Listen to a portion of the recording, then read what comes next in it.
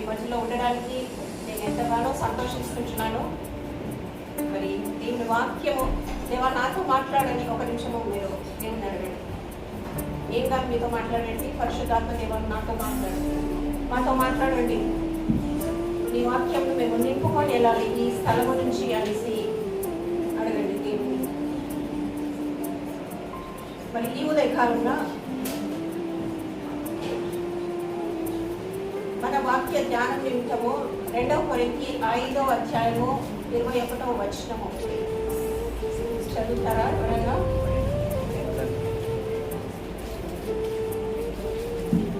ఎందుకనగా మనం ఆయన యందు దేవుని నీతి అగునట్లు పాపం వెనుగని ఆయనను మన కోసము పాపముగా చేసెను. ఇక్కడ దేవుని వాక్యం ఏమంటుంది అంటే ఇద్దరు మనుషుల గురించి మాట్లాడుతున్నాడు. ఎందుకనగా దేవుడు గురించి మాట్లాడుతున్నాడు, యేసు ప్రభు గురించి కూడా మాట్లాడుతున్నాడు. ఇక్కడ దేవుడు యేసు ప్రభుని ఏం చేశాడు? మాట్లాడండి. కుమారుడుగా పంపించాడు. ఈ వాక్య ప్రకారం ఏం చెప్తున్నది అక్కడ? సరిగ్గా చూడండి, సరిగ్గా చూసి చెప్పండి. దేవుడు యేసు ప్రభుని పాపంగా చేశాడు. యేసు ప్రభుని ఎందుకు పాపంగా చేశాడు? ఎందుకు పాపంగా చేశాడంటే నిన్ను నన్ను నీతిమంతులుగా చేయటానికి మాత్రమే యేసు ప్రభు. ఆయన జీవితంలో ఎప్పుడు కూడా పాపం చేయలేదు. చిన్న పాపం కూడా తను చేయలేదు. పాపి అనే పేరు ఆయనకి ఎప్పుడు కూడా లేదు. తన తలంపులో కానీ క్రియలో కానీ మాటలలో కూడా ఎక్కడ తను తప్పు పాపము అనేది తను చేయలేదు. కానీ శిలువ మీద పోయినప్పుడు మాత్రం మనందరి పాపము శిలువ మీద తీసుకోవటానికి దేవుడు ఆ నిమిషానికి మాత్రమే ఆయనని పాపిగా మార్చి ఆయన రక్తం ద్వారా మనందరిని ఏం చేశాడు? నీతిమంతులంగా మార్చాడు. మనందరినీ దేవుడు నీతిమంతులంగా మార్చాడు. నీతి అంటే ఏంటి? నీతి అంటే ఏంటి? నిజాయితీ. ఇంకా మాట్లాడాలా మీరు? మంచితనము. మంచి ఒకటే చెప్తున్నారు. ఇంకా సమాధానంగా ఉండడం. ఇంకా యథార్థత. ఇంకా నిందారహితమైన జీవితము. ఇంకా పాపము లేని జీవితము జీవించటము. మన నోటితోనే ఏంటి ఎన్నో మాటలు మనం మాట్లాడతాం కదా, తలంపుతో కూడా. దేవునికి ఇష్టం లేనిది ఏది చేసినా పాపము కిందికి వస్తుంది. మనము పాపము చేస్తున్నాము, నీతిమంతులంగా ఉండాలి అంటే మాత్రం పాపము జీవితాన్ని ప్రక్కన పెడితేనే మనం ఒక నీతిమంతుల జీవితంలో మనం జీవించవచ్చు. ఇక్కడ ఈ వాక్య ప్రకారం ఏమంటుందంటే దేవుడు యేసు ప్రభుని పాపిగా మార్చి మనలను దేవుని నీతిగా మారుస్తున్నాడు. ఉత్త నీతి కూడా కాదు. అక్కడ మనమందరం ఏమై ఉంటున్నాం ఇప్పుడు? దేవుని నీతి మనము అని మనం చెప్పుకోవాలి. I am the righteousness of God అని మనం ప్రతినిత్యం చెప్పుకోవాలి. నేను దేవుని నీతి అయి ఉన్నాను. చెప్పండి అందరూ, నేను దేవుని నీతి అయి ఉన్నాను. అదొక అష్యూరెన్స్ తోని మనం మాట్లాడేటట్టుగా ఉండాలి. ఒక నిశ్చయత, ఒక కాన్ఫిడెన్స్ తోని. నేను పాపం చేసినా కూడా పశ్చాత్తాపపడండి, ఒప్పుకోండి, విడిచిపెట్టండి. కానీ మన కాన్షియస్ లో కూడా మనము ఏమని ఉండాలి అని అంటే నేను దేవుని నీతి. ఇంత నీతి కాదు. ఈ లోకంలో ఎంతో మంది దేవుని తెలియని బిడ్డలు కూడా నీతిమంతులు ఉన్నారు. చాలా మన ఫెయిత్ కానీ బిడ్డలందరూ కూడా ఎంతో మంది మంచి పనులు ఎంతో మంది చేస్తారు. నీతి ఉన్నది కానీ వాళ్ళకి దేవుని నీతిలో వాళ్ళు లేరు. కానీ దేవుడు మనందరికీ అలాంటి కృపను ఏమి ఇచ్చాడంటే మనమందరం ఏమైతున్నామో దేవుని నీతి అని. మనం ఎంతగా దేవుని నీతి అని చెప్పుకున్న కొలది మనం నిజంగా దేవుని నీతిగా మనము ఖచ్చితంగా మార్చబడతాము. ఈ టేబుల్ ఒకప్పుడు ఈ విధంగా ఉండేనా? ఎట్లా ఉండే? ఒక చెక్కలాగా మాత్రమే ఉండే, లేకపోతే ఒక చెట్టులాగా మాత్రమే ఉండే. చెట్టు నుంచి ఒక చెక్కలాగా చేస్తారు. చెక్క నుంచి ఏమైంది? ఇది ఒక ఆకారం వచ్చింది. దీనికి ఒక టేబుల్ కాదు కదా. మన కూర్చోడానికి కుర్చీలు కూడా దానికి ముందు ఆ స్వరూపం లేకుండా. కానీ ఇప్పుడు నిలబడి మాట్లాడడానికి, బుక్స్ పెట్టుకోవడానికి, బైబిల్స్ పెట్టుకోవడానికి కూడా దీనికి ఒక షేప్, ఒక ప్రయోజనకరంగా దీన్ని మార్చబడింది. ఒక మాటలో చెప్పాలండి, దేవుడు కూడా ఆయన రక్తాన్ని మనకిచ్చి మనల్ని ఏం చేశాడు? నీతిమంతులంగా మనల్ని అందరినీ మార్చాడు. ఇక్కడ ఉన్న ప్రతి బిడ్డను కూడా, ఇక్కడ లేని బిడ్డలను కూడా దేవుడు ఏం చేశాడు? నీతిమంతులంగా మార్చాడు. ఒకప్పుడు అందరం పాపులమే, కానీ ఇప్పుడు నేను పాపిని అనే ప్రార్థన మాత్రం చేయకండి.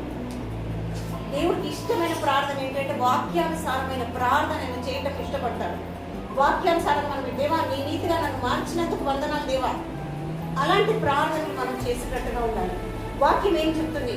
మనం వాక్యం విరుద్ధంగా మాట్లాడినా, వాక్యం విరుద్ధంగా ప్రార్థన చేసినా కూడా అది దేవుడికి ఇష్టంగా ఉండదు. దేవుడు ఎక్కడైనా నువ్వు పాపి అని చెప్తున్నాడు మళ్ళీ నీ పాపం ఎప్పుడు కూడా నేను జ్ఞాపకం చేసుకుంటానడా? కొంచెం గట్టిగా మాట్లాడాలి మీరు. ఎందుకంటే మీకు ఎంత నాలెడ్జ్ ఉందో నాకు తెలవాలి. మీరు నాతో ఏకీభవిస్తున్నారో కూడా మీరు నాకు తెలవాలి. దేవుడు పాపాలను జ్ఞాపకం చేసుకుంటానడా? మళ్ళీ ఎందుకు మనం ఆ విధమైన ప్రార్థన చేస్తుంటాం? నేను పాపిని అనే ప్రార్థన ఎందుకు చేస్తున్నాం? పదే పదే నీ పాపాన్ని నువ్వు గుర్తు చేసుకుంటున్నావు, ఇతరుల పాపాన్ని కూడా నువ్వు గుర్తు చేసుకుంటున్నావు. దేవుడు ఏమంటున్నాడంటే ఆయన పాపిగా మార్చబడ్డాడు మన కొరకు అనే నిశ్చయత మనకు ఉండాలి. నా పాపంలో ఆయన క్షమించాడు అనే నిశ్చయత ఖచ్చితంగా మనందరికీ ఉండాలి.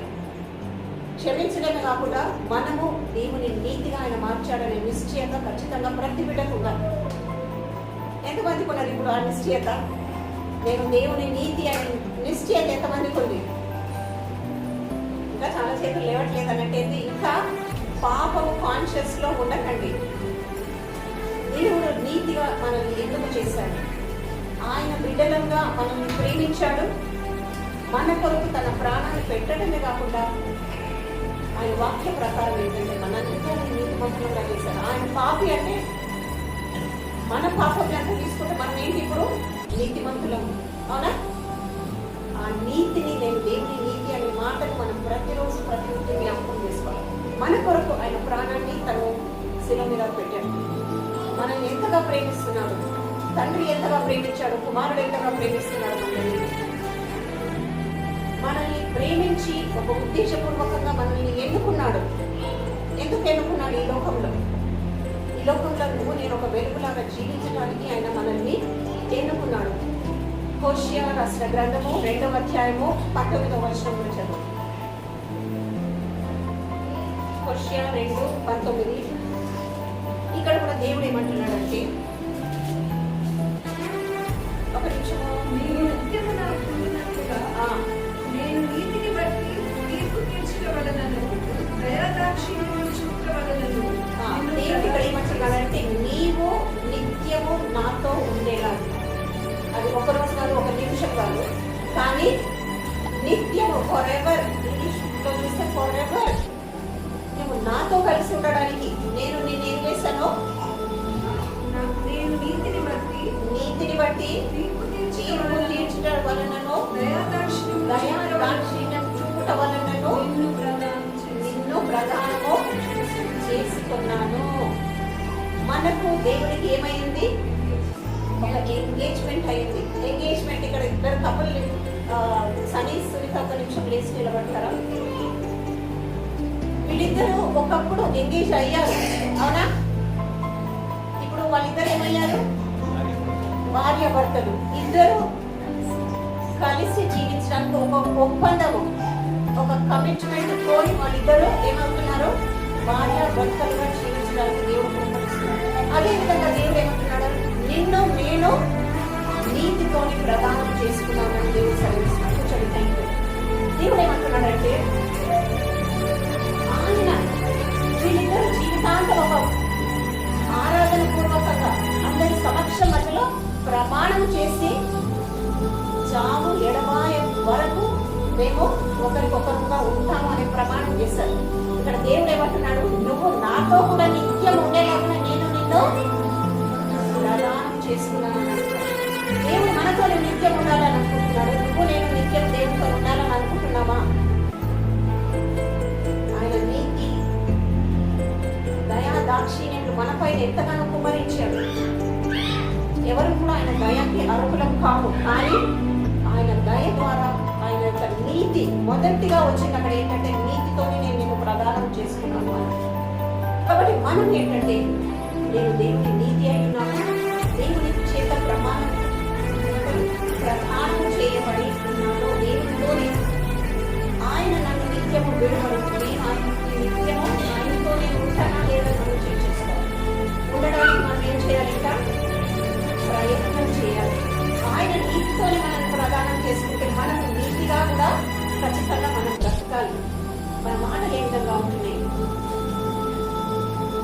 వాళ్ళకి కృపా సహితమైన మాటలు వినిపిస్తున్నాయా?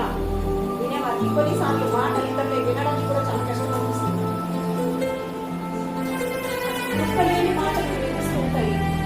మన హృదయంలో ఏదుంటే బయటికి అదే మాట్లాడతామని వాక్యం సెలవిస్తుంది. హృదయం నిండా నీతి ఉందా? నీతి కలిగిన మాటలు బయటకు వస్తున్నాయా? హోషేయ అదే 10వ అధ్యాయం 12వ వచనం వచ్చారు. నీతి ఫలించినట్లు మీరు విత్తనము వేయండి. నీతి ఫలించేలాగా మీరు విత్తనాలు వేయాలి. ఎంతమందికి చెట్లు గురించి అనుభవం ఉంది ఇక్కడ? చాలా మందికి ఉంది. ఎంతమంది చెట్లను నాటినప్పుడు విత్తనాలతో నాటారు? విత్తనాలు వేస్తే ఏమొస్తుంది? పైకి ఖచ్చితంగా చెట్టు వస్తుంది కదా. ఏ విత్తనం విత్తితే ఆ చెట్టే వస్తుంది. ఎలాంటి విత్తనాలు నువ్వు విత్తుతున్నావు? దేవుని వాక్య ప్రకారం ఏమంటున్నాడంటే నువ్వు నీతిని విత్తమని దేవుడు చెప్తున్నావు. నీతిని అంటే నీతి మాటలు మాట్లాడండి, నీతి క్రియలు చేయండి కదా. ఇతరులను నీతి మార్గంలో కూడా నడిపించండి. మనం ఏది విత్తితే అదే కోసం. దేవుని ఆజ్ఞ ప్రకారం, దేవుని ఆజ్ఞలు కొన్ని మాత్రమే పాటిస్తారు చాలా మంది, కొన్ని పాటించడం. కానీ ఇక్కడ దేవుని వాక్యం ఏం సెలవిస్తుందంటే మీరు నీతిని ఫలించినట్టు. నీతి ఫలించే భూమి మీద నీతి ఫలించాలంటే మనం ఏం చేయాలి? వాళ్ళ నీతి మంతులు, వీళ్ళ నీతి మంతులు, లోకమంతా చెడుతనమని మనం మాట్లాడుతూనే ఉంటాం. న్యూస్లో అదే ఉంటుంది, పేపర్లో అదే ఉంటుంది, వాట్సాప్లో అదే ఉంటుంది, యూట్యూబ్లో కూడా అదే ఉంటుంది. కానీ నీ పని నా పని ఏంటి? ఉదయకాలమైన నీతిని నీ కుటుంబంలో విత్తు, నీ పని చేసే స్థలంలో విత్తు, నీ ఇరుగు పొరుగు వాటితోని ఎట్లా విత్తుతావు? మంచి సంబంధాలు కలిగి ఉండండి, సమాధానకరమైన మాటలు, ప్రేమ కలిగిన మాటలు. ఏం విత్తుతున్నావు నువ్వు? నీతిని విత్తుతున్నావు. నీ చుట్టూ ప్రపంచం చిన్న ప్రపంచమే అవ్వచ్చు, అది చిన్న స్థలంలోనే దేవుడిని పెట్టుకుంటాడేమో. అక్కడ నువ్వు నీతిని విత్తుతున్నావా? నీ స్నేహితుల మధ్యలో నీతిని విత్తుతున్నావా? లేకపోతే కలహాలను విత్తుతున్నావా? 10 సార్లు ఇతరుల గురించి చెడు మాట్లాడినప్పుడు ఏమొస్తుంది? నీ హృదయం నిండా వాళ్ళ గురించి చేదైన అనుభవం ఉంటుంది. కానీ నువ్వేం చేస్తున్నావు? చుట్టుపక్కల వాళ్ళకి కూడా దానిని పంచుతున్నావు, విత్తుతున్నావు వాళ్ళ హృదయాలలో. దేవుని వాక్యం మనం ఏమని అంటున్నాడు? నువ్వు నీతిని విత్తితే ఏం ఫలం వస్తావని దేవుడు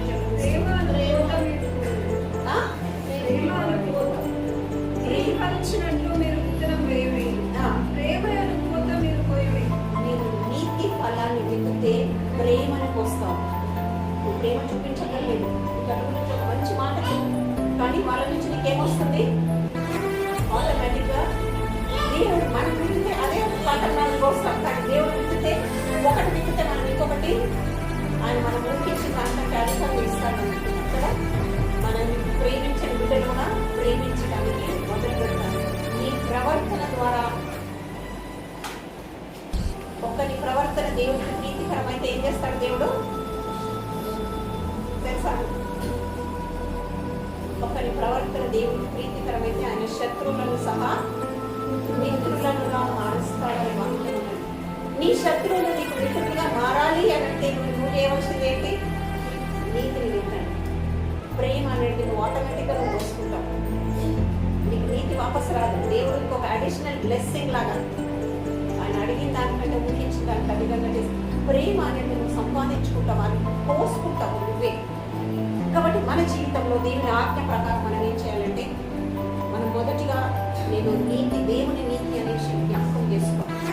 దేవుని మాటలను విత్తండి, విశ్వాసాన్ని విత్తండి, ఇతరుల కొరకు ప్రార్థనని విత్తండి. దేవుని మాటలు పదే పలకండి. దివారాత్రులు నన్ను ధ్యానించేవాడు ధన్యుడు అంటే ఏంటి? వాక్యాన్ని ధ్యానించండి. నువ్వు ధన్యతని జీవితంలోకి రావాలి అంటే కేవలం వాక్యం మాత్రమే ఆధారం. నీతిని విత్తితే నువ్వే పంట కోసుకుంటావు. ప్రేమ అనేది నన్ను ఎవరు ప్రేమిస్తలేదని చాలా మంది అనుకుంటారు. కానీ నీ నోరును బట్టి నువ్వు ఏం చేసుకుంటున్నావు? ప్రేమను నువ్వు నీతిని కనుక నిజంగా విత్తుతూ వస్తుంటే ఏం చేస్తావు? ప్రేమను ఆటోమేటిక్గా పొందుకుంటావు. ఇతరులకు చిన్న చూపులు ఉండటం, ఇతరులను ఏదో ఒక మాట అని వారిని నొప్పించడం కాకుండా ప్రేమపూర్వకంగా ఒక మాట మాట్లాడండి. దయపూర్వకం లేదు, వాక్యమే తీసి మాట్లాడండి. దేవుడు నిన్ను దీవించడం నాకు ఒక మాట చెప్పండి. ఏం వెతుకుతున్నావు? నీతిని వెతుకుతున్నావు. ఖచ్చితంగా ప్రేమను నువ్వు పొందుకుంటావు. ఒక వ్యక్తిని గురించి నేను చూపిస్తాను. ఆదికాండము 7వ అధ్యాయం 1వ వచనం. దేవుడు ఒక వ్యక్తి గురించి సాక్ష్యం ఏమని చెప్తున్నాడు? యెహోవా, ఈ తరము వారిలో నీవే నా ఎదుట నీతిమంతులవై ఉండుట చూచితివి గనుక. యెహోవా తండ్రి అయిన దేవుడు ఒక వ్యక్తి గురించి ఏమన్నా ఆ తరంలో ఉన్న వ్యక్తులు 6వ అధ్యాయం చూస్తే ఆ తరంలో అందరూ భయంకరమైన పాపం చేశారు. ఎంత పాపం చేశారంటే దేవుడికి చాలా కోపం వచ్చింది.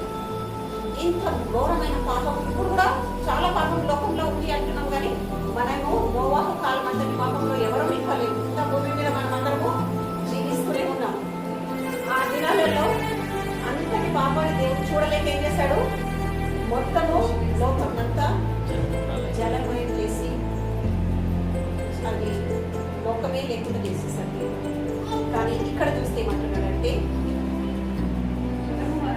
ఈ తరము వారిలో, ఆ తరము నోవాహు తరములో ఆ వ్యక్తి ఎవరంటే నోవాహు కథ అందరికీ తెలిసింది. భూమి మీద కొన్ని కోట్ల ప్రజలు ఉండి ఉంటారేమో ఆ టైంకి, కానీ ఒక వ్యక్తిని మాత్రమే దేవుడు ఏమంటున్నాడు? ఈ తరములో నీవే నా ఎదుట నీతిమంతుడు. మనకు చాలా మంది లోకం ఎదుట నీతిమంతులుగా ఉండొచ్చు, కానీ దేవా నేను నీ దృష్టిలో నేను నీతిమంతులుగా ఉంటాను. నీ చేత నేను ఈ తరంలో ఇక్కడ డిఫరెంట్ ఏజ్ వాళ్ళు ఉన్నాను. ఈ తరంలో దేవా నేను నీతిగా ఖచ్చితంగా ఉంటాను. ఈ తరంలో నీతిగా నేను ఉండడానికి నువ్వు నాకు నీ రూపని నువ్వు నీతిని విత్తినా కొద్ది నువ్వేమవుతావు? ఇంకా నువ్వు నీతిమంతుడినే అవుతావు. అవునా? ఖచ్చితంగా అవుతావు. నువ్వు చెడు విత్తినంతసేపు చెడు నీకు వెళ్తుంది వస్తుంది. నువ్వు ఏది విత్తితే అదే కోస్తావని వాక్యంలో రాస్తుంది. ఏం విత్తుతున్నామని మనం చాలా జాగ్రత్తగా ఉండాలి. నోవాహులాగా ఈ తరం వారిలో నీతిమంతుడిని అని నేను పిలిపించుకుంటాను దేవుని చేత. ఈ దినం నుంచి నా జీవితం ఆ విధంగా నువ్వు ఖచ్చితంగా మార్చుకుంటావు. నా మాట కానీ నా తలంపు ఎవరు మన తలంపులను చూడలేరు, కానీ ప్రతి హృదయంలో ఉన్న ఏదున్నదో అది దేవునికి మాత్రమే తెలుసు. మనం హృదయం నిండా ఏమున్నది? ఇతరులను క్షమిస్తున్నామా, ప్రేమిస్తున్నామా, ద్వేషిస్తున్నామా, పగ చేత నింపబడ్డగా, నీతి చేత నింపబడ్డగా ప్రార్థన చేస్తాము, కానీ హృదయం చూసేది దేవుడు మాత్రమే. దావీదు అంతటి భక్తుడి దేవా నా హృదయాన్ని పరిశోధించి, ఆయన హృదయానుసారి అంటారు ఒక దగ్గర, కానీ అట్లాంటి దాన్ని అలాంటి ప్రార్థన చేశాడు. 7 సార్లు ప్రార్థన చేసేవాడు ఒక రాజయ్యుడు కూడా. అంతటి టైం తీసుకొని దేవుని దగ్గర గడిపేవాడు. మనకి ఇప్పుడు ప్రార్థన అంటే ఆ పని ఈ పని చాలా మందికి చెప్తాం. ఇంట్లో ఉండి కూడా ఏ పని లేకపోయినా కూడా రాత్రికి పని ఉండి నేను రాలేను, ఇంటి పనులు ఉన్నాయి అని. ఒక రాజయ్యుడు 7 మాటలు తన ప్రార్థనలో గడపగలిగితే ఒక రాజు కంటే ఎక్కువ ఇక్కడ ఎవరము కూడా రాజులను కానే కాదు. మనం ఉన్న స్థలంలో నీతిగా జీవించడం మొదలుపెట్టాలి. నేను దేవుని నీతిని అనే ఆ కాన్షియస్ లో మనము ప్రతినిత్యము ముఖ్యంగా దేవుని చేత మనం అందులో పిలువబడడానికి దేవుడు మనందరికీ కృపని వాళ్ళని మనం ప్రార్థన చేసుకోవాలి. కొత్త నిబంధనకు రెడీ. కొరింథీయులకు రాసిన మొదటి పత్రిక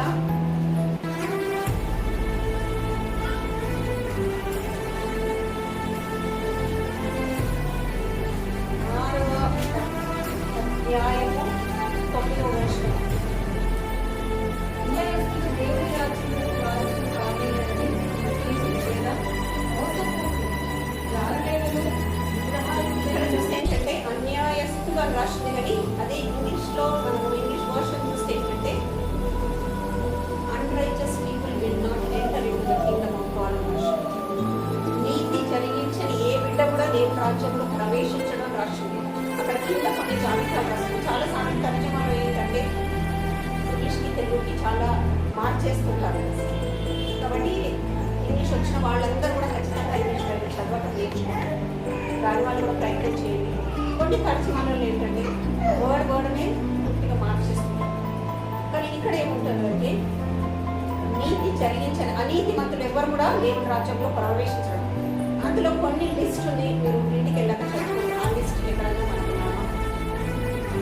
పెద్ద పెద్ద పాపాలు చేయక్కర్లేదు. చిన్న చిన్న పాపాలలో కూడా దేవుని రాజ్యంలో మనం ప్రవేశించాలంటే ముఖ్యంగా ఏంటంటే మనం నీతిగా ఉండాలి. అది ఒకటే చాలా అవసరం. ఏ పాపం నువ్వు చేస్తున్నావో కాదు, ఎందుకు చూపించడానికి కాదు, చూపించడానికి కాదు, కానీ మనము దేవుని రాజ్యంలో ప్రవేశించే విధానంగా ఉన్నామా లేదా? ఆ అష్యూరెన్స్ మనకుందా? ఆ విశ్వాసము నిరీక్షణ మనకుందా? నువ్వు వెళ్ళటమే కాదు, నీ పిల్లలు వెళ్తున్నారా, నీ మనమరాళ్ళు వెళ్తున్నారా, అనిశ్చయత నీకున్నదా? యేసు ప్రభు రాకడ చాలా సమయం ఉందని మనందరికీ తెలుసు. ఎత్తబడే గుంపులో నేను ఖచ్చితంగా నేను ఉన్నాను అనే నిరీక్షణ మనకి ఎంతమందికి ఉన్నది? నువ్వు గనక నీతి మంతులుగా ఉన్నావు అని అంటే ఖచ్చితంగా నీకు ఆ నిరీక్షణ ఖచ్చితంగా ఉంటుంది.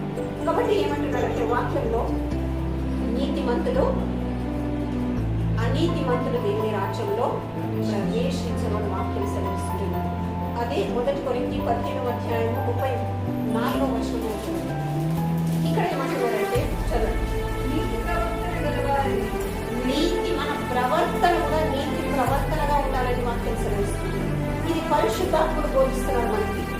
పౌలు భక్తుడు తన జైల్లో ఉండి కూడా తను ఖాళీగా లేదు.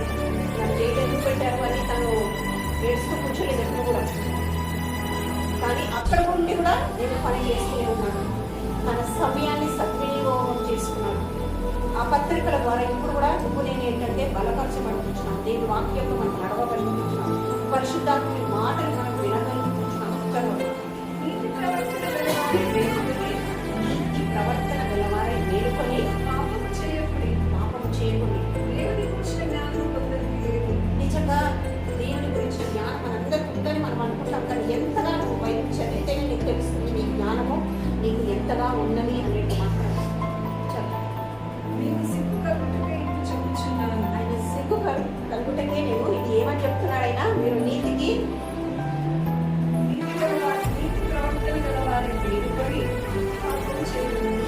ప్రవర్తన మన ప్రవర్తనలో కూడా మాటలే కాదు ప్రవర్తన. ఒక్కొక్కసారి ఏం మాట్లాడకపోయినా ఇట్లా పడేస్తే ఏమనిపిస్తుంది?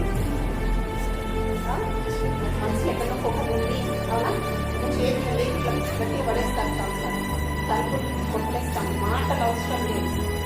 ఏం చూపిస్తున్నాము? మన ప్రవర్తన నీతికరంగా ఉండాలి. ఆత్మ ఫలములలో సెల్ఫ్ కంట్రోల్ కూడా ఉంది కదా, ప్రేమ ఉంది, సమాధానం ఉంది. సమాధానం కలిగి కదా నేను చేయలేదు నిర్దేశించినట్టు తలుపులు ఇట్లా వచ్చేస్తే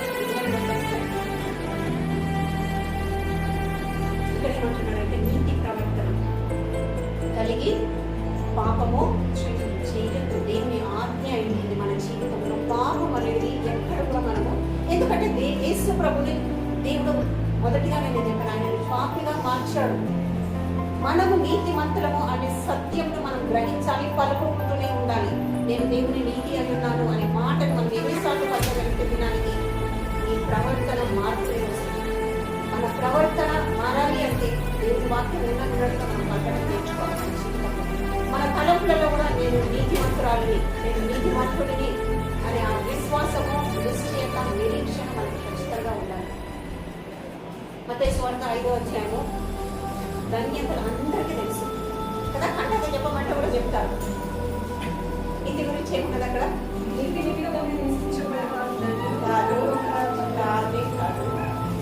నీతి కొరకు ఆకలి దప్పులు వారు ధన్యులు. నీ జీవితంలో దేనికి ఆకలి ఉంది, దేనికి దప్పుత ఉంది? ఆహారం గురించి నేను మాట్లాడుతున్నాను. చాలా మంది ఇంటి పట్టుకోవాలని అనుకుంటారు, మంచి ఉద్యోగం చేయాలనుకుంటారు, ఫారిన్ కంట్రీస్కి వెళ్ళాలి అని అనుకుంటారు. అవునా? ఇంతకంటే గొప్ప స్థితిలో ఉండాలి కోరుకోవడంలో తప్పు ఎక్కడ కూడా లేదు. కానీ దేవుని విషయంలో ఏమో కోరుకుంటున్నాం? నీ కొరకు, నీ బిడ్డల కొరకు, బిడ్డల కొరకు కూడా చాలా మంది చాలా పెద్ద ప్రణాళిక పెట్టుకుంటారు. నా పిల్లలు ఇక్కడ వెళ్ళాలి, అక్కడ వెళ్ళాలి. దేవుని రాజ్యం పట్ల నీకు ఆకలి ఉందా? ఒక పూట బయట చదవకపోతే నీ ప్రాణం ఏ విధంగా ఫీల్ ఒక 2 గంటలు ఇక్కడ ఉన్నారంటే అందరికీ కావాల్సింది. అవునా? అలాంటి బయట చదవడంలో గట్టిగా ఉందా? మనకి ఆశ ఉన్నదా? దేవుని వాక్యం ఏమంటుందంటే అలాంటి బిడ్డలకి ధన్యత అని అంటున్నది. ఆ ధన్యమైన జీవితంలో నువ్వు జీవించాలి అంటే ఖచ్చితంగా నీతి కొరకు నీకు ఆకలి తప్పిక ఖచ్చితంగా ఉండాలి. అర్థమవుతుందని చెప్పేది మీకు మన జీవితంలో ఏంటంటే రోమా 4:17 కూడా దేవుడు ఏమంటాడంటే దేవుని రాజ్యము తినటం త్రాగటం కాదు, కానీ ఏమంటాడు? తినటం త్రాగటం కాదు కానీ the kingdom of God is not eating and drinking but righteousness, peace and joy in the Holy Ghost. ఉందా?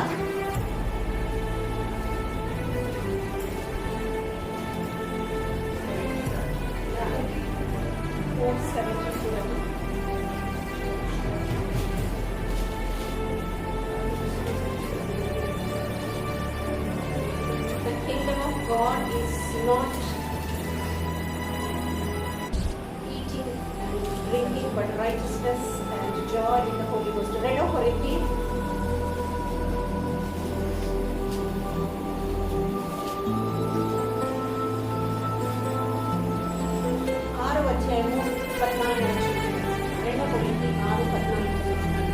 మీరు అవిశ్వాసులతో జోడుగా ఉండదు. మనం ఎవరితో జోడుగా ఉండాలి? విశ్వాసులతో మాత్రమే జోడుగా ఉండాలి. అవిశ్వాసులతో జోడుగా ఉంటే నీ విశ్వాసం పెరుగుతుందా? ఇంకా తగ్గిపోతుంది.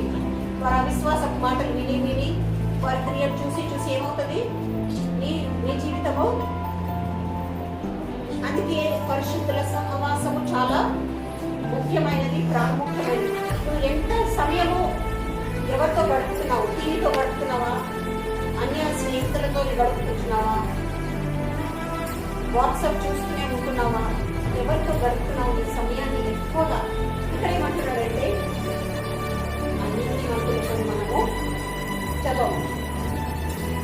మీరు అవిశ్వాసులతో జోడుగా ఉండకుడి. అవిశ్వాసములతో జోడుగా ఉండకండి.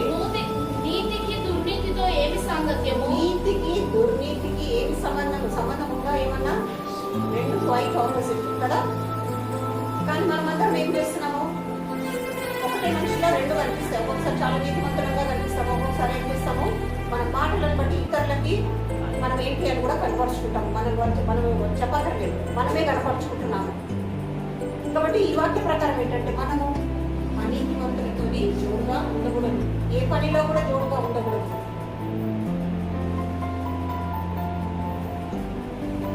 మనం ఏంటంటే దేవుని బిడ్డలతోనే జత కలిగి ఉండాలి. అది వాక్యము మనము బోధిస్తున్నది. లైట్కి డార్క్నెస్కి చీకటికి ఏమైనా సంబంధం ఉందా? వెలుగుకి చీకటికి ఉంటుందా? ఉండదు. లైట్ వేయగానే ఏమవుతుంది?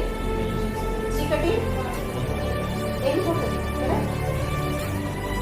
మనం ఎక్కడ ఉంటే అక్కడ ఏముండాలి?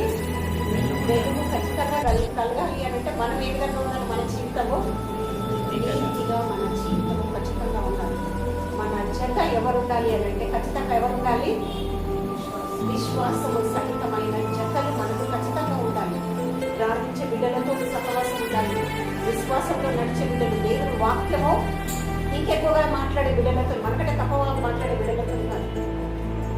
నువ్వు ఏ విధంగా అభివృద్ధి అన్నింటిలో మనం అభివృద్ధి చెందాలని చాలా అనుకుంటాం. అనారోగ్యం ఉన్నామా? బయటికి రావాలని అభివృద్ధి చెందాలని అనుకుంటాం. కానీ వాక్యంలో బలహీనంగా ఉంటే పైకి రావాలని ఎంతమంది అనుకుంటున్నాం? ఎంతమంది నేను ఈ తప్పు చేస్తున్నాను, ఇందులో నుంచి నేను బయటికి రావాలి అని ఎంతమంది అనుకుంటున్నాం?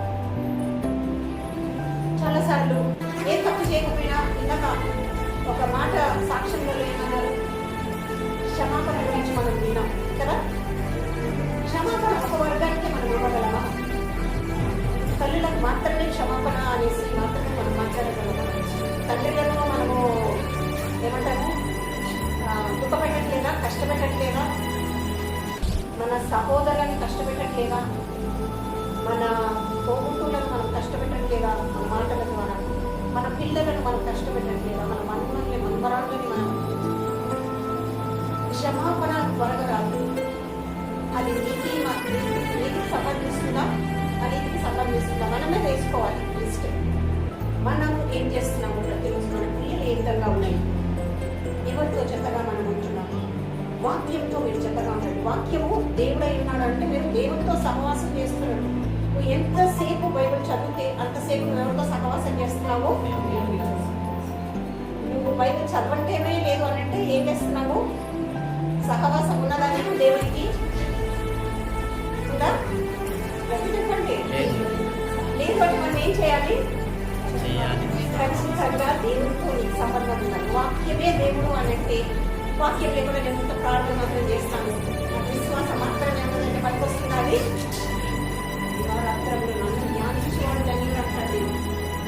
నీతి కొరకు ఆకలిగా ఆయన నీతిమంతుడు. మనం కూడా ఖచ్చితంగా నీతిమంతులుగా మనము ఆ జాబితాలో మనం ఒక్కొక్కరం ఉండాలి. 23వ దావీదు కీర్తన అందరికీ వచ్చిన చదవండి.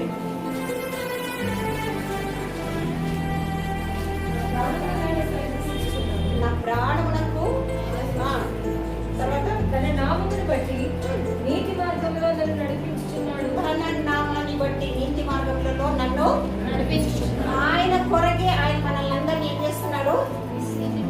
మనం చేయాల్సింది ఏం లేదు అక్కడ. మీరందరూ ఇక్కడ ఉన్నారు అని అంటే ఆయన ప్రణాళిక చొప్పుననే ఇక్కడ ఉన్నారు. నేను భక్తిగా జీవిస్తున్నాను అని మనం అనుకుంటే అది దేని వల్ల జీవిస్తున్నామో ఆయన వలన మాత్రమే. అది మన స్వంత శక్తి కానీ బలము కానీ ఆశ కానీ ఏది పనికిరాదు. తన నామాన్ని బట్టి మనమందరము నీతి మార్గంలో నడవడానికి ఆయన ఏం చేస్తున్నారు? మనకి మార్గదర్శకుడుగా ఉంటున్నాడు.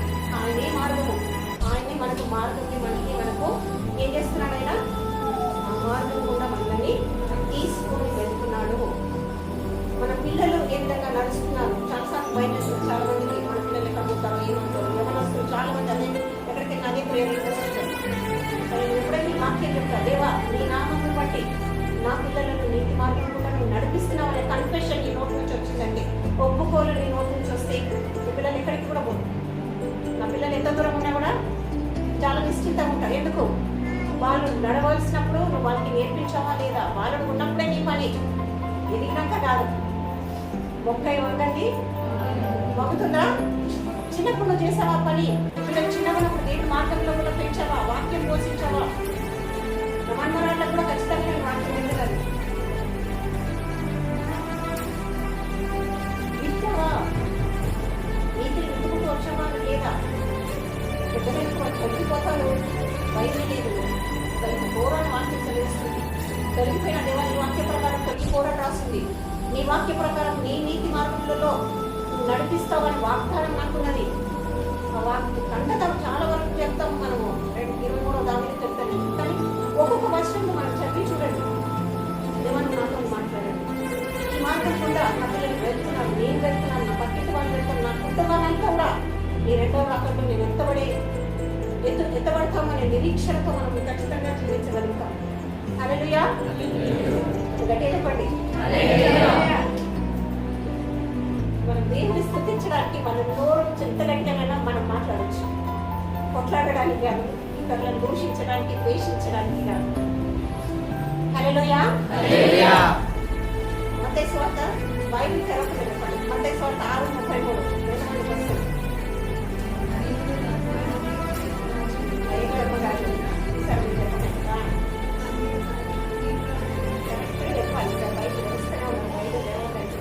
మొదట నా నీతిని నా రాజ్యాన్ని మొదట నా నీతిని మనం ఏం చేయాలి? మొదట ఎవరిని వెతకాలి? ఆయన నీతిని నా రాజ్యాన్ని. నా జీవితంలో ఇది లేదు, అది లేదు కాదు. మొదట ఎవరిని వెతకమంటున్నాడు దేవుడు? నా నీతిని వెతకండి, నా రాజ్యాన్ని వెతకండి. తర్వాత అన్ని నువ్వు అడిగినా అడగకపోయినా అవన్నీ ఆటోమేటిక్ వస్తాయి. దేవుని సమక్షంలో నువ్వు జీవిస్తున్నావా? దేవుని బిడ్డగా జీవిస్తున్నావా? నేను నీతిమంతుడి అనే నిరీక్షణ నీకు పలుకుతున్నావా? ప్రతి నిమిషం సమస్తం నేను నీకు ఇస్తానంటున్నా దేవుడు.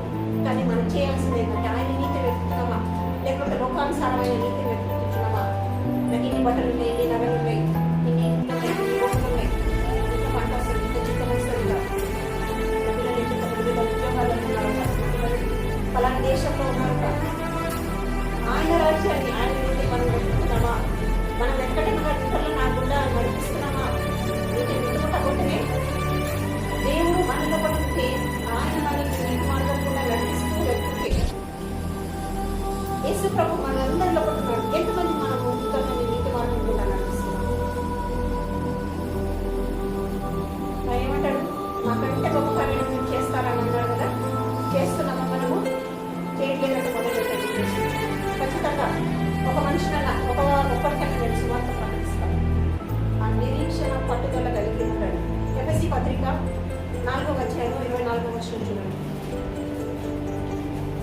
ఇక్కడ దేవుడు మనమందరం ఇక్కడ ఉదయకాలం స్నానం చేసుకొని కొత్త బట్టలు అంటే ఇస్త్రీ బట్టలు వేసుకొని ఉంచుంటాం కదా.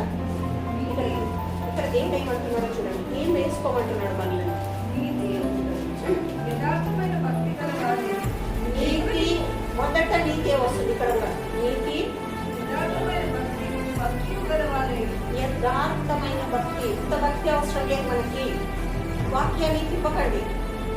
నీతి ఉండాలా, మన భక్తి ఎట్లుండాలి అంటే అది దేవుడు నోవాహుని ఏ విధంగా చెప్పాడు, ఈ తరంలో ఆయన ఒకడే నీతిమంతుడు.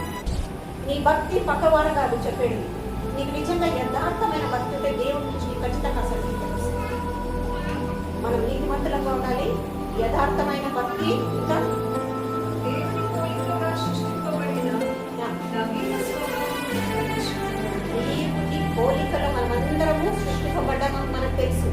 ఆయన పోలికలో ఉన్నామని కూడా మనకు తెలుసు. కానీ ఏమంటున్నాడు, మన స్వభావం మారుతుందా, లోపల ఉన్న స్వభావము బయటకు వచ్చే స్వభావము. అకేషన్ రివీల్స్ యువర్ క్యారెక్టర్ అని ఉంది ఇంగ్లీష్లో ఒక సామెత. అంటే ఒక సందర్భము నువ్వు ఎలాంటి వ్యక్తివి అనేది బయటకు వస్తుంది. ప్రతి సందర్భంలో ఒకటేలా ఉన్నదాన్ని ప్రవర్తన. ప్రతి సందర్భంలో నువ్వు దేవుని బిడ్డాన్ని తను గుర్తించగలుగుతున్నారా? చర్చిలో సేపు చాలా బాగుంటుంది. బయటకు వెళ్ళగానే మన మాట ఏ విధంగా ఉంటుంది, అది నోరు వెళ్తే వినలేము, ఆయన నోరు వెళ్తే వినలేము. మనం ఎక్కడ నిలబడుతున్నాము, మన గుంపు ఏ విధంగా ఉంది, దుష్టుల గుంపులో మనం ఉంటున్నాము, అవిశ్వాసుల గుంపులో మనం ఉంటున్నాము, ఎక్కడ ఉంటున్నాము. ఇక్కడ ఏమంటున్నాడంటే దేవుని పోలికలో నువ్వు నేను సృష్టింపబడటమే కాకుండా ఆయన స్వభావాన్ని కూడా మనం ఏం చేయాలి, ధరించుకోవాలి. నీతిని ధరించుకోవాలి. ప్రతి ఉదయం లేవగానే ఇంకేమి ధరించుకోవాలి, యథార్థమైన భక్తిని ధరించుకోవాలి. ఇంత భక్తి అవసరం లేదు మనందరికీ. దేవునికి ఇష్టపూర్వకమైన భక్తి. ఎవరు చూడనప్పుడు నువ్వేం చేస్తున్నావో అదే యథార్థత. నిజంగా చెప్పాలి అని అందరూ చూసేటప్పుడు కాదు. చాలాసార్లు ఫోన్ మాట్లాడాలంటే కూడా కొంతమంది ఏం చేస్తారు, అందరు ముందట మాట్లాడాలి. ఎందుకు? ఈ మాటలలో దోషం ఉన్నది కాబట్టి నువ్వు బయటకు ఎక్కడో పోయి నిలబడి మాట్లాడాలి నువ్వు అనుకుంటావు. అందరు వింటే ఈ మాటలు ఎట్లున్నాయో వారికి తెలుసుకోవాలి, నీ క్రియలు ఎట్లున్నాయో వారికి తెలుస్తుంది. కాబట్టి మనం ఏంటంటే యథార్థ ప్రవర్తనను ప్రజలు చేసుకోవాలా, నవీన స్వభావాన్ని ప్రజలు చేసుకోవాలి. తర్వాత నీతిని కూడా తీసుకొని నేను దేవుని పోలిస్తున్నాను, యేసు ప్రభు నా హృదయంలో ఉన్నాడు. అది నిరీక్షణ మనందరికీ ఖచ్చితంగా ఉంది. మొదటి యోహాను సువార్త. ఈ మాటలు మీరు చెక్ చేసుకోండి. మనం ఇక్కడ ఉన్నాం. కొన్ని వచనాలు ఎందుకంటే మొదటి యోహాను పత్రిక 2వ అధ్యాయం 29వ వచనం చూడండి. ఆయన నీతిమంతుడని మీరు ఎరిగిన ఎడల నీతిని ఒక నిమిషమ్మా. తండ్రి అని దేవుడు పరిశుద్ధులని మనం వెళ్తున్నామా? ఎస్ అనోవా? మీరు అదే చెప్పడానికి కూడా కష్టపడుతున్నా. తండ్రి అని దేవుడు నీతిమంతుడా, కుమారుడు అని దేవుడు నీతిమంతుడా, పరిశుద్ధాత్ముడు. ఇక్కడ వాక్యం ఏమంటుంది, మీరు ఆయన అంటే తండ్రి నీతిమంతుడని ఎరిగిన ఎడల నీతిని జరిగించు ప్రతి వాడును ఆయన మూలంగా పుట్టి ఉన్నాడని ఎరుగుదురు. మనం ఈ లోకంలో బ్రతుకుతున్నామంటే మనము ఆయన నీతిమంతుడు, ఆయన మూలంగా పుట్టితే ఖచ్చితంగా మనం అందరం ఏంటి, ఇందాక ఒక బాప్టిజం తీసుకున్నాడు సాక్ష్యం విన్నాను. జన్మించిన తర్వాత నీ జీవితం ఏ విధంగా ఉంది, క్రీస్తులోకి జన్మించిన తర్వాత ఆయన నీతిమంతుడు, ఆయనలాగా మన జీవితం ఉన్నదా లేదా? మనల్ని మనము ఏం చేయాలి, ఖచ్చితంగా మనము పాత జీవితం లాగానే ఇంకా ఉంటే నువ్వు తిరిగి జన్మించి కూడా ప్రయోజనం ఉందా మన జీవితంలో? ఇంకొక రోజు మళ్ళీ ఇంకొక ఆదివారానికి మనం ఆరాధనకు వచ్చి కూడా నా వాక్యం ఇక్కడే విని వదిలేసేస్తే ప్రయోజనం ఏమైనా ఉందా? ఇక్కడ వాక్యం ఏమంటుందంటే ఆయన నీతిమంతుడు కాబట్టి ఆయన మూలంగా జన్మించిన ప్రతివాడు కూడా ఏంటి,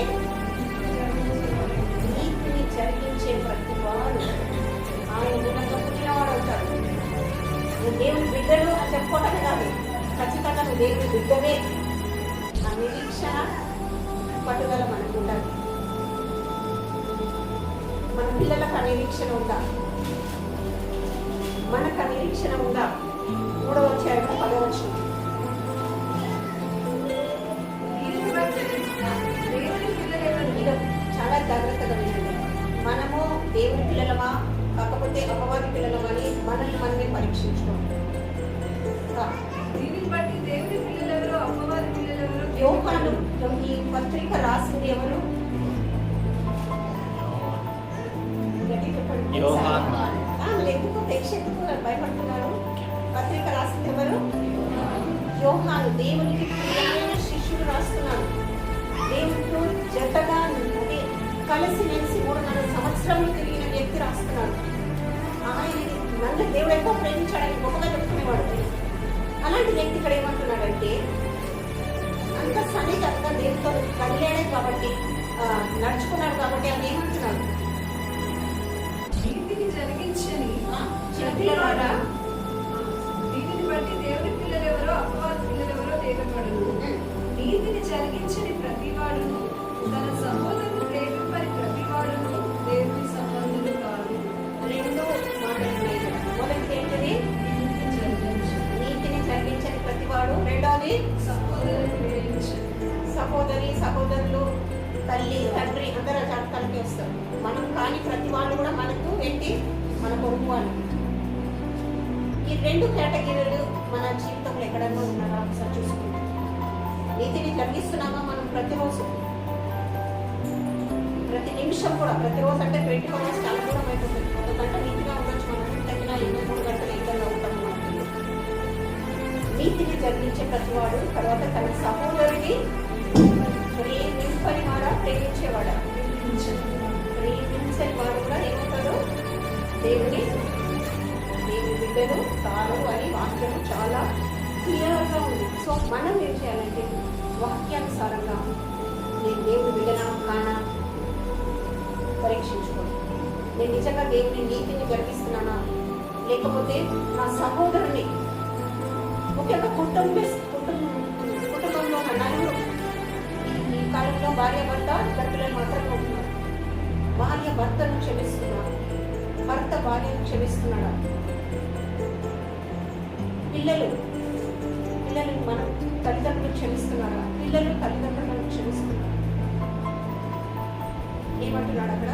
ప్రేమించగలుగుతున్నామా మనం? వాళ్ళని ప్రేమిస్తే ఏం చేస్తాము? వాళ్ళ దోషములన్నింటినీ ఆటోమేటిక్గా ప్రేమ మన హృదయంలో లేనప్పుడే ఏం చేస్తాము? అవన్నీ బయటికి వాళ్ళు చేసేసారు, వీళ్ళంతా చేశారనే మాటలు వినిపిస్తున్నాయి. ఇక్కడ ఏమంటున్నాడు దేవుడు? మరొకసారి చదువుతున్నాం. నీతిని బట్టి దేవుని పిల్లలెవరో అపవాది పిల్లలెవరో తేలబడదు. నీతిని జరిగించని ప్రతివాడును తన సహోదరుని ప్రేమింపని ప్రతివాడును దేవుని సంబంధులు కాదు. మనం ఒకరినొకరు ప్రేమింపవలసినది మొదటి నుంచి కూడా పాత నిబంధనలు అదే ఉంది. కొత్త నిబంధనలు కూడా మనం ఏం చేయాలి? ప్రేమించాలి. ఒకరినొకరు ప్రేమించుకోవాలి. ప్రేమ లేకుండా నువ్వు ఎన్ని భాషలు మాట్లాడినా కూడా వ్యర్థమే అనేసి 1 కొరింథీ 13వ అధ్యాయం 1వ వచనంలోనే చెప్తున్నాను కదా.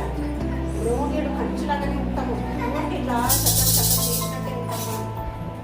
కానీ ప్రేమ ఎప్పుడైతే ఉంటుందో ప్రేమ దీర్ఘకాలం సహిస్తుంది, దయ చూపిస్తుంది కదా. ప్రేమ దోషములను కప్పుతుంది. ముఖ్యంగా నీకు దోషములను ఎత్తి చూపించినప్పుడు ఏం చేస్తున్నావు? నువ్వు ప్రేమ నీలో కూడా ఏమీ లేదు అని మనం గ్రహించాలి. అంటే ఆ ప్రేమ లేదని గ్రహించినప్పుడు 1 యోహాను 3వ అధ్యాయం 10వ వచనం ప్రకారం మనం ఏమవుతాము? దేవుని సంబంధమా, దేవుని బిడ్డలమా? చెప్పండి, అవునా కాదా? కానీ దేవుని కృపను బట్టి మనమందరం ఏంటంటే దేవుని రక్తం చేత మన నీతి మాత్రంగా మార్చవచ్చు. నువ్వు ఎప్పుడైతే ఆ నిరీక్షణలో ఉంటావో నీ పాపాలను విడిచిపెట్టు. దేవుడు నీ లోపల ఉన్నాడు అనే ఒక గ్రహింపులో ఉండి పాపం చేయడానికి. సపోజ్ ఇప్పుడు పక్కన దేవుడు యేసుప్రభు ఉన్నాడు అనుకోండి, ఏం చేస్తాం మనం? పక్కన కాదు, దేవుడు యేసుప్రభు ఎక్కడ ఉన్నాడు? మనందరి హృదయంలో ఉన్నాడు. ప్రతినిత్యం దేవా నువ్వు నాలో ఒకటి ఉన్నావు. నీకు ఆయాసకరంగా ఏదైనా ఉందా? నేను పరిశుద్ధంగా నేను జీవిస్తున్నానా? నీతిని వింటున్నానా? నీతి బట్టలు వేసుకుంటున్నానా? ఇతరుల నీతి మార్గం కూడా నేను నడిపిస్తున్నానా? మరి ఇవన్నీ చేసినప్పుడు ఏంటంటే ప్రతినిత్యం దేవుడు నా లోపల ఉన్నాడనే ఏముంటుంది మనకి? ఆయన పరిశుద్ధుడు పరిశుద్ధుడు పరిశుద్ధుడు కదా. ఆయన పరిశుద్ధులు, మనం కూడా ఆయన పరిశుద్ధులు కనుక మీరు కూడా పరిశుద్ధంగా ఉండుడి అని రాసిందండి బైబిల్. ఆయన నీతిమంతుడు కాబట్టి మనం కూడా ఏముండాలి? ఖచ్చితంగా నీతిమంతులంగానే మనం ఉండాలి. ఆయన ఎప్పుడైనా ఎవరైనా నొప్పించినట్టు మనకు కనిపిస్తుందా బైబిల్లో? దుర్నీతి చేస్తే మాత్రం తన కోపం వచ్చింది, అంతేగాని వాక్యానుసారంగా లేకుంటే మాత్రం వాళ్ళని ఎదిరించాడు సంఘ కాపరులను అంతవరకు. కానీ ఈ కాలం చూస్తే చాలా మంది సంఘ కాపరులను కూడా ఎదురిస్తున్నారు. కానీ అది వాక్యానుసారంగా ఉందా లేదా అని ఒక్కసారి కూడా చెక్ చేయండి. మనం ఆ వాక్యంలో ఉందా లేదా అని కూడా చాలా మంది తెలియదు. కాబట్టి మనం ఈ ఉదయ కాలంలో ఏంటంటే దేవుని బిడ్డలంగా ఆయనను పోలి ఆయన స్వరూపంలో మనం చెప్పబడటమే కాదు, ఆయన మన లోపల ఉండటమే కాదు, మన జీవితంలో ఒక నవీన స్వభావాన్ని మనం ధరించుకొని నీతికరమైన జీవితం మనం జీవిస్తున్నామని మనకి చెక్ చేసుకోవడం కూడా చాలా ప్రాముఖ్యం. ఉదయకాలం ఏం నేర్చుకున్నాను? ఒక్కొక్కరు ఒక్కొక్కటి దేవుడు ఈ వాక్యం ద్వారా నేను నేర్చుకున్నాను. ఒక్కొక్కటి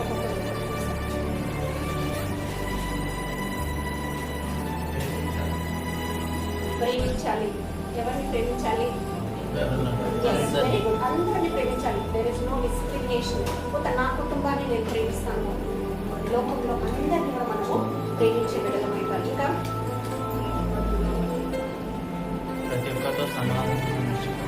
ప్రతి ఒక్కరితో సమాధానంగా నడుచుకోవాలి. ఇంకా నీతిని విత్తాలి. ఇంకా నీతిని ధరించుకోవాలి. ఇంకా ఈ తరములో మనం ఏ విధంగా ఉండాలి? నీతిలో. అది దేవుని ద్వారా మనము చెప్పిపించుకునేటట్టుగా ఉండాలి. మనుషులు చాలా మంది చెప్తారు, ఇక్కడ నిలబడ్డ ప్రతి వాళ్ళు నీతిమంతులము అనేసి కూడా నేను పాస్టర్ని కాదు అని మాటలు చాలాసార్లు వింటాం. కానీ దేవుడు మన లోపల కూడా ఉన్నాడు, వచ్చిన వాళ్ళ లోపల ఉన్నాడు, వచ్చిన వాళ్ళ లోపల కూడా ఉన్నాడు. మనం ఎక్కడున్నాము, ఏం చేస్తున్నాము, మన ప్రవర్తన అంతటికి ఆయన అధికారానికి మనం ఒప్పుకుంటున్నాము. ఇంకా సహోదరులను ప్రేమించకపోతే మనం దేవుని పిల్లలం కామనేసి అంటున్నాడు. ఇంటికి కూడా కాదు, ఏమంటున్నాడు?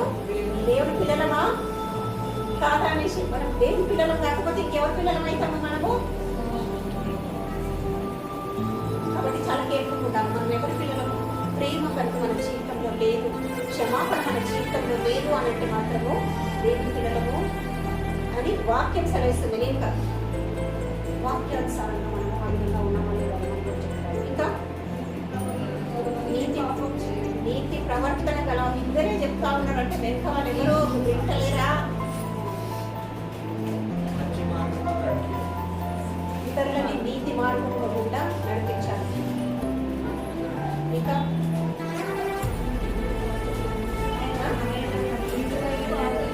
నీతి కొరకు ఆమెను ఖచ్చితంగా కలిగి ఉండాలి. టైం అవ్వగానే ఉదయం లేవగానే అన్నం తినకుండా ఉదయం లేవగానే ఏం చేయాలి? బైబిల్ చదవాలి, ప్రార్థన చేసుకోండి. టైంకి మనం చేస్తున్నాము. శరీరానికి ఏ విధమైన ఆహారం అవసరం అని అనుకుంటున్నాము, బలంగా ఉండడానికి ఆహారం ఏ విధంగా అవసరం అని అనుకుంటున్నాము. వాక్యము నీ జీవితానికి అంత అవసరమైంది. వాక్యమే మనల్ని బ్రతికిస్తుంది అనే వాక్యం ఉంది. కాబట్టి నువ్వు బ్రతకాలి అంటే వాక్యం ప్రకారం ఉండాలి. ఇంకా ఒక్కరే చెప్తాను, ఇద్దరే చెప్తాను, వెంటనే చదవని చెప్పండి. ఇక్కడ కింద వాటిని చూడండి.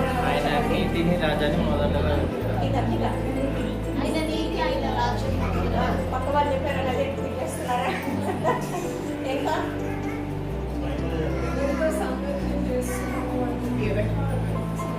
వెనకాల బ్యాక్ బెంచెస్ ఎవరన్నా చెప్పగలరా? వినాలి. అందుకే వాక్యం వినాలి.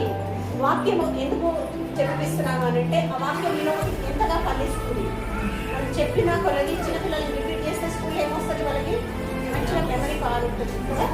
వాక్యం మన లోపలికి వెళ్ళాలంటే వాక్యం వినటం ద్వారా ఏమొస్తుంది అన్నాడు దేవుడు? నీ విశ్వాసం పెరగాలంటే నువ్వు ఖచ్చితంగా వాక్యాన్ని, అదే వాక్యాన్ని 10 సార్లు చెప్పుకోవాలి. నేను దేంతో ప్రారంభించాను, ఎంతమంది చెప్పారు, నేను అవాక్యం రావట్లేదు. అందరం కలిసి చెప్తామా? మనం ఎవరేమో చెప్పండి, ఇట్లా పెట్టుకొని చెప్పండి. నేను దేవుడి నీతి అయి ఉన్నాను, నేను దేవుడి నీతి అయి ఉన్నాను, నీతిని వెతుకుతాను, నీతి మార్గంలో నేను నడుస్తాను. Very good. అనేకులను కూడా నేను నీతి మార్గంలో అనేకులను కూడా నేను నీతి మార్గంలో నడిపిస్తాను. నవీన స్వభావం ధరించుకొని నవీన స్వభావం యథార్థన ప్రవర్తన కలిగి ప్రవర్తన కలిగి నేను దేవుని బిడ్డగా జీవిస్తాను. నేను దేవుని బిడ్డగా జీవిస్తాను. తలలు వచ్చి ప్రార్థన చేసుకున్నాము. ఒక నిమిషము ఎక్కడైనా వాక్యం ద్వారా నేను దేవుని బిడ్డను కాను అనేది కనుక దేవుని మీద కల్పిస్తే ప్రార్థన చేస్తాను. దాని నుంచి నేను నీతిమంతులుగా నేను జీవించడానికి కృపని ఇది నుంచి తలలు వచ్చి ఒక నిమిషం దేవా నేను నన్ను నీతిగా మార్చావు, కానీ ఇంకా నా జీవితంలో ఇవన్నీ ఉన్నాయి, వీటి నుంచి నాకు విడుదల లేదు దేవా. నేను ప్రతినిత్యం నేను నీతి పాపిగా మార్చబడి నేను నీతిమంతుడిగా నేను మార్చబడ్డాను అనే విశ్వాసము, నిరీక్షణ, పట్టుదల నా జీవితంలో నువ్వు నాకు ఇస్తున్నందుకు వందనాలు. నీ నీతి మార్గం కూడా నన్ను నడిపిస్తున్నందుకు వందనాలు దేవా. నా నీతిగా నేను దేవుని నీతి ఈ లోకంలో, ఈ తరంలో, నా కుటుంబంలో, నా సంఘంలో, నా కాలనీలో, ఈ పట్టణంలో, ఈ యొక్క దేశంలో, ఈ తరంలో నేను ఖచ్చితంగా నీతిమంతులుగా నేను జీవిస్తాను. నోవాహే గారు ప్రభా మనకి పరిశుద్ధాత్ముడు తోడైనాడు. యేసు ప్రభు మన లోపల ఉన్నాడు. నోవాహు లోపల పరిశుద్ధాత్ముడు కానీ యేసు ప్రభు వాళ్ళ లోపల లేదు. కానీ దేవుని కృపను బట్టి, యేసు క్రీస్తు శిలువ మీద కాచిన రక్తాన్ని బట్టి మనందరం ఏంటంటే దేవుని నీతి అని ఉంటుంది. కాలంలో దేవా నన్ను నీ నీతిగా మార్చినందుకు వందనాలు దేవా. నీ రక్తం ద్వారా నన్ను వెలపెట్టి కొన్నావు ప్రభు. నీ లోపలికి ఇంకా నన్ను మారుస్తున్నందుకు కూడా నేను వందనాలు చెల్లిస్తున్నాను. పరిశుద్ధుడా ప్రేమగల తండ్రి, జీవగల దేవా, ఇంతని కాలం బట్టి వందనాలు స్తోత్రం చెల్లిస్తున్నాను ప్రభా. మమ్మల్ని నీ రక్తం చేత వెలపెట్టి కొని మమ్మల్ని ఎంతగానో ప్రేమించి ఈ ప్రాణాన్ని మాకు అర్పించిన విధానాన్ని బట్టి నేను వందనాలు చెల్లిస్తున్నాను. ఇక్కడ ఉన్న ప్రతి బిడ్డను నీతిమంతులుగా చేసినందుకు వందనాలు చెల్లిస్తున్నాను ప్రభా.